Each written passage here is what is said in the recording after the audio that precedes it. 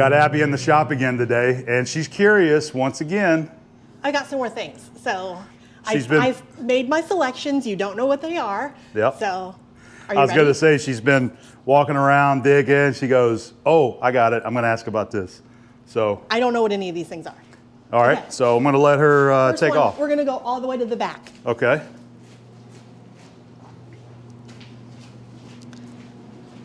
I want this cabinet, by the way, to be in my office. So we're going to have to maybe discuss it. So, all right. So before you start with the tool, let me just give a quick little history of that particular the cabinet. Please do. I was able to purchase this cabinet. It is a Jebco, very nice, heavy-duty quality cabinet. I was able to get that at an estate sale up the road for $50. We have not been to an estate sale since we've been together. I think we should. But what the point I'm trying to not. make is that buying these kinds of cabinets like this in this day and age for a really good purchase or good buy is non-existent. Those days are over. So I was really proud of that purchase. Okay, so this is the drawer that I picked. All right. And there's a whole series of these. Oh, okay. Yeah. So you don't know what that is? I do not know what this is. All right. Well, there's lots of sizes, obviously. So. Yep, we've got a bunch of different ones in there. So hold it up. Okay. All right. So that is a push brooch. It's a brooch. Push brooch. Yep. So you probably are familiar with brooches that you would wear. Of course, jewelry. Okay. Yes. But there's another kind of brooch, and that's what these guys are. So these are made for cutting an internal shape in a hole. So this one that you pulled out right here, this is a square brooch. Okay. And it's actually broken. There's the tip of it is broken on the end right there. So this one right here is for a 3/8 square hole. See it on the end? Okay, yeah. It says 3/8 SQ. Right. So that's to make, if you need a 3/8 square hole inside of something, that's what you would do. Like for example, if you had a, well, here you go. See this boring bar right here? Okay, yeah. And that's got a 3/8 square hole in it for a tool bit. See. And if you wanted to make one of these yourself, that's the kind of tool that you would use to make the square hole. And you start, so it has, it says pilot on there, right? Yes. What does it say? What size? 25/64. Okay, so you would grab that size drill, you would drill your hole, that's a pilot hole. Okay. And then the end of the brooch would actually just fit inside that hole, and then you push it in a press, and you just push that through there, and then when it comes out, it's cut square. Square. Okay, that's really cool. Yep, very cool. So and that's I mean, this one's huge. Yeah, what size does that one say right there? Looks like maybe 3/4. Oh, there it goes. There it is. There it is. Or 1932 or 9/16. Oh, it's a 9/16. Okay. Yeah, that one. That's not a too common of a size brooch, and I can't remember why we have this one right here. I can't remember. But I think I had them up to 3/4. Uh-oh. All right, so that one is for a keyway. So if you've got a hub that you need to have a keyway going down the center of it to, But the same principle, though. Yeah, it's the same thing. So you use that to broach an internal keyway. That is pretty cool. All right, I think we're done with this drawer. Okay. Yeah, there's one of the plugs you would put in there. There's a bigger one right there. Oh, that's huge. There's one of the big square brooches. Yeah. This is all dad stuff. So there you go. There's a 5/8 square. And so you'd have a 21/32 pilot hole that you would drill in your workpiece. And you see how it gets more round towards the end? Yes. So that round end is what fits your pilot hole. Okay, sure. And each one of those flutes cuts a little bit more. Okay, understood. Oh, that is very cool. So now you know what a square brooch is, or a brooch. A brooch. A push brooch. Push brooch. Because there are brooches designed that you pull through the bore there as well. Okay, but that one's a push. Yeah, that's a push brooch. Okay, next thing. All right, let's move it on. Okay. Okay, over here. I bet everyone wants to look into these drawers. All right, so. Got a lot of tools in there. Some of these tools have made their way out into the new shop. Yes. So is that why it's very tight? You're very tidy anyway. Okay, so it's this right here. I see that there are two of them, but it looks kind of old, and it's Lufkin, which I like to look for their rules when I am doing antiques. So tell me what this is. So those are radius gauges. Those are very old radius gauges made by Lufkin. and you see the size that is engraved or stamped on there? Yes. That's the size of a radius. And so it is just a simple fixed gauge that if you need to measure the radius, the corner radius, a groove, you know, a round groove, that's what you would use to check that. Basically just inspect a groove. Okay. Do you know how old these are? I don't know how old these go, but see, this is classic Lufkin right here. All of their tools, a lot of their tools, like these gauges, came in these leather wraps. Yeah. And unfortunately, they did not stand the test of time. Yeah, they actually, exactly right. They did not stand the test of time. Yeah. I've got some of these guys that I think that were in Granddad's toolbox that are so old that it's actually kind of stuck together. So if you try to open them up, it's almost like you're going to tear the leather. So these are a little bigger. So those are the larger ones right there. You see it goes up to half. Go ahead and pull that out because that one's easier to see.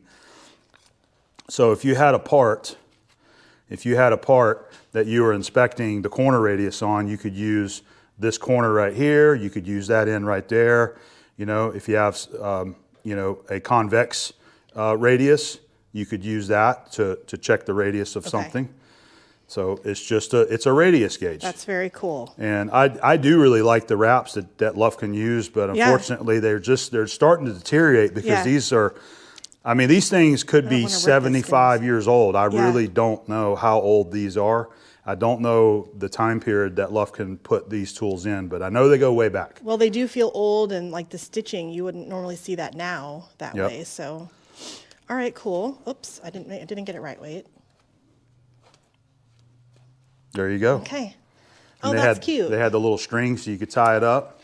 This one also broken. Yep. The string. Yeah, I've just got all kinds of different indicators and gauges and rules, vernier calipers, dial indicators, all that kind of stuff. I like all these are a lot of really old looking some of the old the adjustable parallels. This is again another thing I look for when I go antiquing. The red Starrett box. Mm-hmm. Okay, last one. Last one, okay, moving on. So I have to use the little step stool to get into this one. It's a little too tall for me, too tall. All right, so I am a paper collector. I like to do paper crafts, but I also just collect paper because I just think it's the greatest. So there is a lot of paper in this box, which leads me to ask about the box because I found this, which has his due stamps in it. And I think that is just the sweetest, most beautiful thing. So this is 1955 right here. So tell me about this box, and then I have a question about something in there. Okay, so I think you were asking about this, so we'll get right back to that. So let me start off by giving you a little bit of history of this actual toolbox right here. This is what I would consider the first toolbox that was ever given to me. Really? And that was given to me by Dad. How old were you? It was when I first started working at shop. So I was 18, I was 17. I was probably 17 years old whenever Dad gave me that. And in the back of the shop, this box was just sitting on a stool or something in the back. And he had all kind of junk in the back corner of the shop. And that was just sitting back there. Wasn't anything wrong with it, but I knew it was just a really old box. And I asked Dad, I said, Dad, what's up with this toolbox right here? And he goes, oh, that was Brother Marlowe's toolbox that he gave me.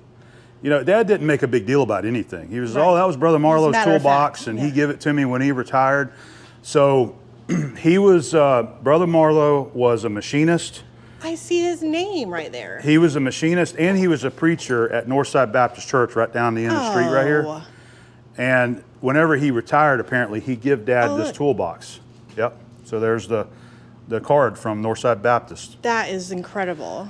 So I'm almost positive that Brother Marlowe built this toolbox. You can tell that it is a homemade toolbox.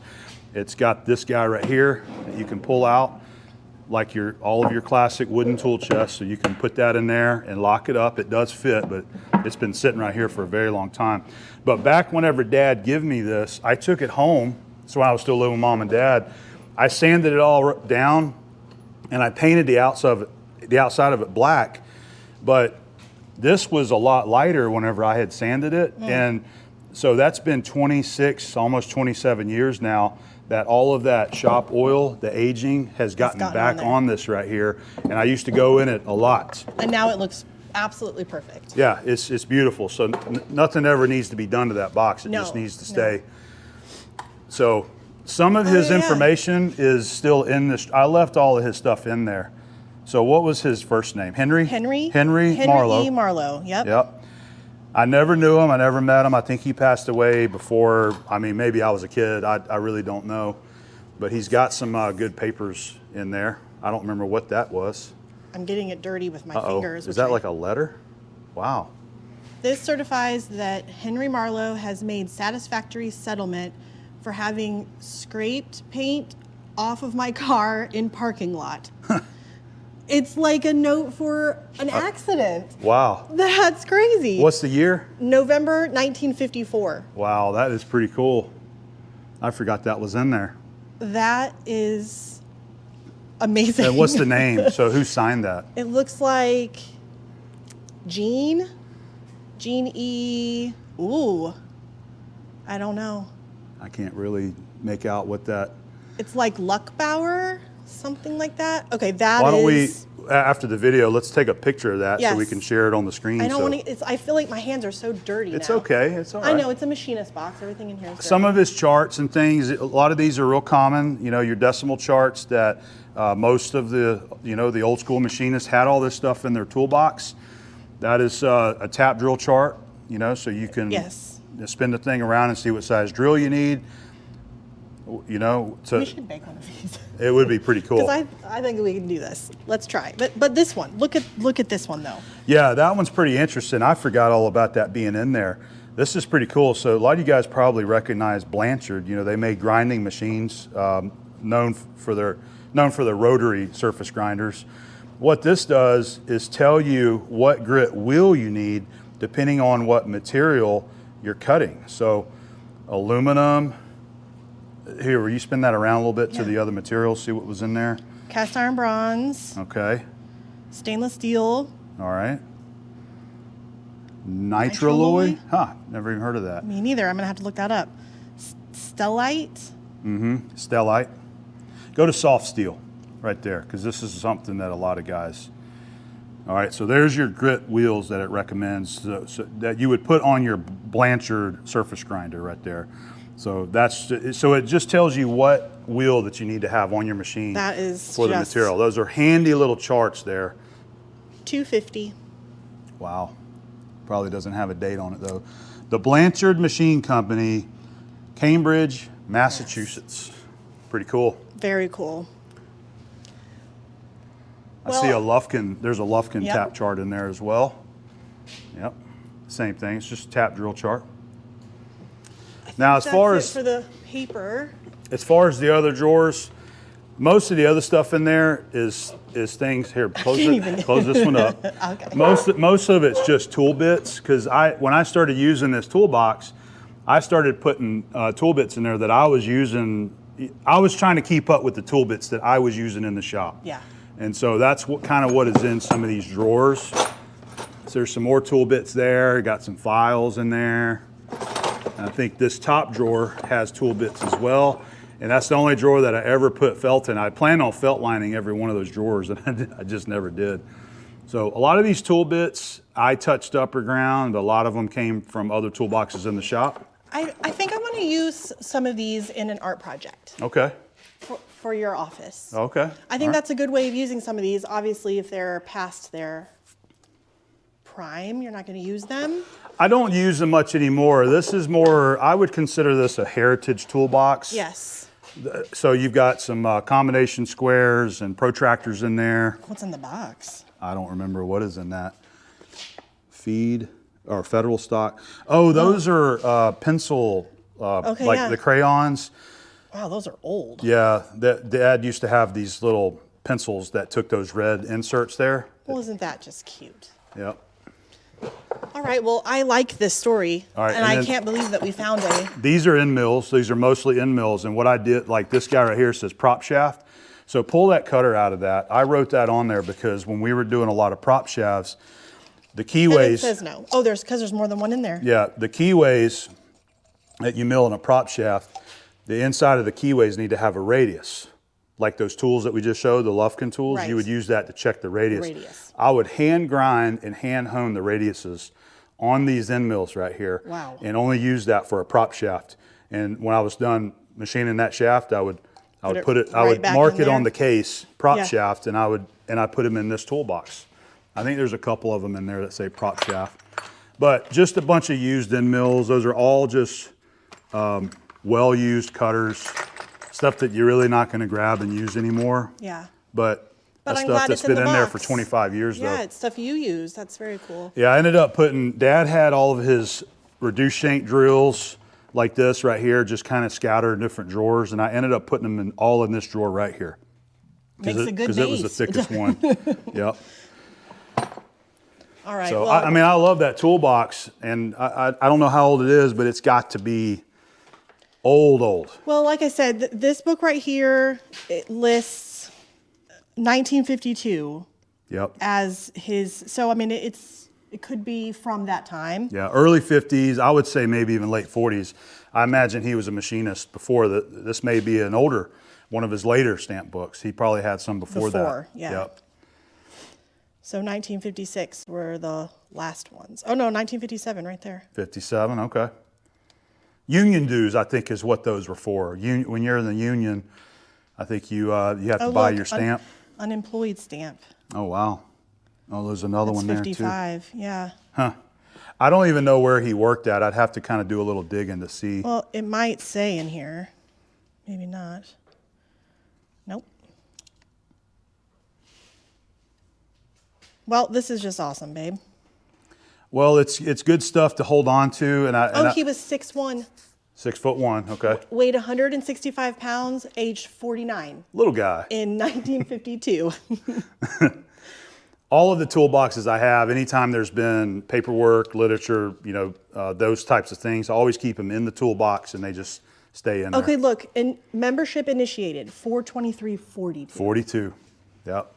This is why. During the war. This is why paper, everybody. Why you just got to keep the paper because it tells us the stories. The Association of International Machinists, or maybe I'm saying that wrong. International Association of Machinists. Oh. Pretty cool. Is that still a thing? I don't know. I think one of those other boxes somewhere, I can't remember which one it was. Granddad's, one of them's got that sticker on there as well. I like that it has the fingerprints on the edge, which, I mean, everybody's hands are dirty in here, so including mine. Yep. But that's just touch part, a few of, things it's part of the shop. Yep.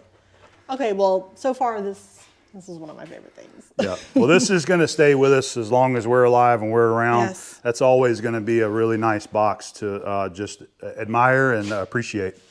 That's pretty cool. We'll get a picture of this so that you guys can see that. That's just really cool. Pretty neat. Where can I put this? Yeah, don't put it there. It might be some oil right there. Just put it right here. Is there anything that doesn't have oil on it in here? Not much. No. Not much at all. All right, was that all? No. Okay, so last time we messed up because we were going to do the file. That's right. We weren't going to do anything. You were going to do the file. So will you show me and us how to use that file? Yeah, the thread file. The thread file. Thank you. All right, I already forgot what it's called. All right, so our first episode with Abby in it, she found the thread files, these guys right here, and we had said that we were going to actually show how you use these, and we just kind of forgot about it, and we ended the video. So the way that I had explained to Abby is that all of these sides right there, they have a number that corresponds to the threads per inch.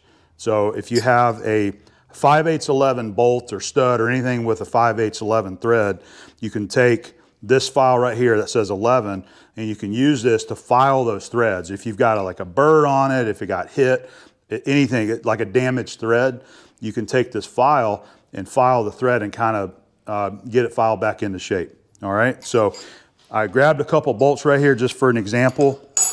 So this is a 5/8 bolt right there. Oh, what was that? That was the lens for the light right there. I was like, there's a ghost in the shop. That would have been cool. 5/8 bolt right there, and you can see, like that's an example. It's got like a little nick on the end of the thread. But if you was trying to spin a nut up on there. Let's just do this right here. Oh. All right, see? You got a little bit of a flat on there now. And now that's tight. Yeah. So you can take your thread file that matches your thread. So in this case, it's going to be the 11 right there. And you just file it. Ah. You can do it by hand, obviously, but it's a little bit easier if you just put it in a vise. Yeah. I wish we had a vise around here. Huh. You mean like this one? Yeah, like that one right there.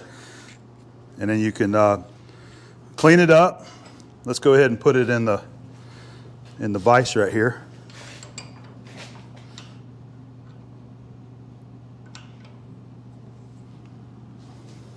And you just make sure that you're using the right one. We're on 11. And you take this. Oh yeah, a lot better right there.